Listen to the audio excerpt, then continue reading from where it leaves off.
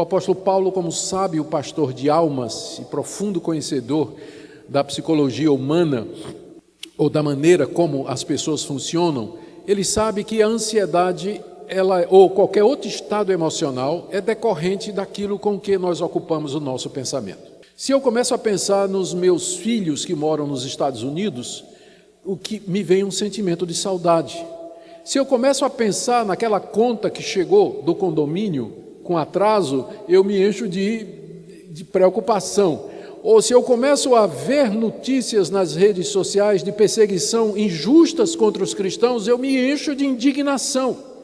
Ou seja, aquilo que eu sinto é decorrente daquilo com que ocupa o meu pensamento.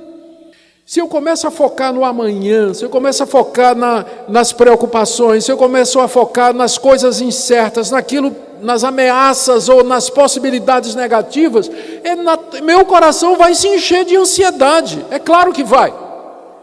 É claro que vai. E aqui não se trata de pensamento positivo, longe da ideia do pensamento positivo. Pensar em coisas boas para você se sentir bem. Não, mas essa é uma lei da nossa natureza humana. Deus nos criou assim. Os sentimentos acompanham aquilo que ocupa a nossa mente e o nosso coração. Por isso que o apóstolo Paulo diz aqui, irmãos, ocupe o seu pensamento com o que é verdadeiro, nada de fake news, tudo que é respeitável, tudo que é justo, tudo que é puro, tudo que é amável, tudo que é de boa fama, se alguma virtude há e se algum louvor existe, seja isso que ocupe o vosso pensamento. Agora, se você passa o dia todo nas redes sociais, Twitter, Instagram, Facebook, no YouTube, escutando todo tipo de previsão, profecia apocalíptica, aterrorizante, terrorista sobre o fim do mundo, que vai acontecer ou tudo mais, não é que a gente negue a realidade, por exemplo, da crise que a gente está passando, dos números que estão aí, nós não estamos negando isso, mas a realidade não é só isso. A realidade você vai encontrar, ou o complemento dela, ou o final dela, ou a interpretação da realidade, você vai encontrar na Escritura. Tem um Deus que está por cima disso, tem um Deus que disse sim, vai ter peste, vai ter praga, vai ter guerra. Tem um Deus que disse que isso tudo ia acontecer. E um Deus que disse é necessário que isso aconteça para quebrar o orgulho do homem, para mostrar que o homem não resolve os seus problemas, que a ilusão de um mundo debaixo da liderança humana, cheio de paz e prosperidade, é mesmo uma ilusão, é uma utopia, e que somente na vinda de Jesus Cristo nós teremos um novo céu e uma nova terra onde habita a justiça. Então, se você só vê esse lado aí, não estou dizendo que não é verdadeiro, eu estou dizendo que é incompleto, estou dizendo que a realidade é mais complexa e rica do que isso aí que você encontra no noticiário, nas redes sociais, que você passa o dia inteiro lendo essas coisas. E sua Bíblia, leu quando a última vez? Leu quando a última vez a sua Bíblia? Compara o tempo que tu passa no Twitter com tua Bíblia. E aí depois você vem dizer, por que eu vivo ansioso? Né? Dá meu Rivotril aí, por que eu estou ansioso? Falta de ar. Respira, respira, vamos, 1, 2, 3. Por quê? Por quê? A resposta está aqui. Com que se ocupa seu pensamento? Com que você se foca? Em que você se concentra durante o dia? Você não tira tempo para conversar com Deus, você não tira tempo para levar diante dele as suas ansiedades e preocupações, e você não lê a palavra dele, não escuta bons sermões. Tem muita coisa boa na internet, de homens de Deus no exterior, aqui no Brasil, que vocês podem escutar, que vão dar a visão completa da realidade. Seja isso que ocupe o seu pensamento. Agora, se ocupa o seu pensamento com essas coisas, com raiva, alimentando a mágoa no coração contra determinadas pessoas, a falta de perdão, a impureza sexual, ocupando a sua mente. Depois você pergunta, fica admirado, por que você está ansioso, por que você está angustiado? A resposta está essa, está aqui. Então, queridos, primeira coisa, não andeis ansiosos, é a ordem. Como fazer isso? Primeiro, orando corretamente. Segundo, pensando corretamente. Ocupando sua mente com a palavra de Deus, as coisas de Deus, não quer dizer que você vai ser um alienado. Vocês entenderam, eu não estou dizendo isso. Você pode ler essas coisas, você pode se informar, deve se informar, mas lembrando que não são os canais de notícia que definem a realidade. Você precisa do quadro maior para você interpretar essas notícias e não viver apavorado com elas. Saber que há um Deus que tem no controle de tudo. Mas tem uma terceira coisa.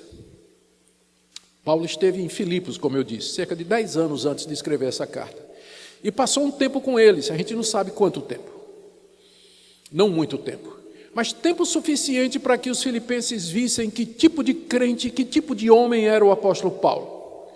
Ele foi preso injustamente, espancado injustamente, foi levado ao cárcere. O texto de Atos 16 diz que quando ele estava preso lá com Silas, na prisão, ele cantava louvores a Deus, com os pés amarrados no tronco. Você sabe por que eles amarravam o pé no tronco?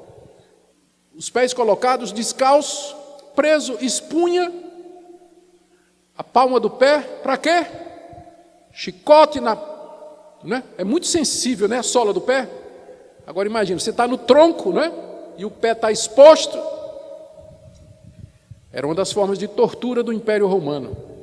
E diz que Paulo cantava louvores a Deus, cantava hinos a Deus, ele e Silas, com os pés ensanguentados, as costas ensanguentadas, preso ali, estava louvando a Deus. Os filipenses souberam disso, eles viram isso. Eles viram como Paulo não reclamou, Paulo não murmurou, Paulo não desanimou, Paulo não disse assim, basta, esse negócio de pregar o evangelho, o preço é muito alto, eu vou fazer tenda. Porque fazer tenda, eu não vou ser perseguido, eu não vou ser lanhado, eu não vou ser preso, eu não vou ser jogado no cárcere. Não. Paulo saiu de Filipos para pregar o evangelho na próxima cidade. Olha o que ele diz aqui, como terceira forma de você viver em paz. Verso 9. O que também aprendestes, quando eu estava aí pregando o evangelho, e recebestes, porque vocês creram em mim, ouvistes e vistes em mim, isso praticai. Pratiquem tudo aquilo que vocês viram em mim. Eu dei a vocês o exemplo de como servir a Deus no meio do sofrimento. Sem desanimar, sem reclamar, sem desistir, sem atribuir a Deus falta nenhuma. Com regozijo no coração, o que vocês viram, ouviram, aprenderam, viram em mim, pratiquem isso. Ou seja, Paulo não somente fica dando lições teóricas, ele se apresenta como a encarnação da verdade ou das instruções que ele está dando. O que vocês viram em mim? Se vocês estão tendo dificuldade de entender, então eu vou desenhar. Lembra como eu tive aí entre vocês? Vocês lembram como é que eu me comportei aí? Então é isso que eu estou dizendo. Não vivam ansiosos, mas orem. Ocupem a mente. Lá na prisão, Paulo, imagine se Paulo lá na prisão fica, meu Deus, amanhã o que é que vai acontecer? Puxa, eles vão me executar. Nada. Paulo estava ocupado com as coisas de Deus, cantando, enchendo a mente dos louvores de gratidão a Deus. O que vocês viram em mim, isso pratiquem. E olha, a segunda promessa, são duas promessas que nós temos aqui. A primeira está no verso 7, a paz de Deus vai guardar o seu coração. E a segunda está no final do verso 9. O Deus da paz será convosco. Melhor do que a paz de Deus é o Deus da paz, né? Melhor do que ter a paz que procede de Deus é ter o próprio Deus da paz conosco, presente, consolando o nosso coração. Que promessa extraordinária nós temos aqui. Se vocês praticarem isso que eu acabo de dizer, diz o apóstolo Paulo, não somente a paz de Deus, mas o Deus da paz vai estar com vocês. No meio da dor, no meio do sofrimento, no meio do desemprego, no meio da perspectiva de quebradeira financeira, de crise política, de revolução, de pandemia, de morte, de contaminação, o Deus da paz vai estar com você e no meio de tudo isso você vai ter tranquilidade. Veja que em momento nenhum Paulo está prometendo que Deus vai resolver o seu problema. Pode ser que ele resolva. Uma vez que o Deus da paz está conosco, e Ele é quem Ele é, Ele pode abrir portas, Ele pode abrir oportunidades, pode apontar caminhos que resolvam o nosso problema, como Ele sempre fez no passado, daí a ação de graças. Mas se Ele nos resolver manter presos, como Paulo estava lá em Roma, Ele vai nos dar a graça para suportar e a paz dEle, que supera todo o entendimento. E é esse o testemunho do crente. Quando vem pandemia, pega no crente também. Já descobrimos isso, né? Que ser crente não nos dá imunidade. Quando vem, pega em todo mundo. Quando vem a quebradeira, quebra também a empresa do crente. Quando perde emprego, o crente também perde. Nós não temos imunidade. Nunca Deus prometeu que nos daria imunidade dos males que são decorrentes da corrupção original do homem. Não. Mas Ele prometeu alguma coisa que o ímpio não tem. Paz. Paz, descanso, alegria, regozijo, confiança, que é mais precioso do que qualquer outra coisa que porventura nós possamos ter. E é isso que Deus deseja que você tenha. É assim que Deus deseja que você enfrente a crise, as dificuldades. Não ansioso, já disse por que não.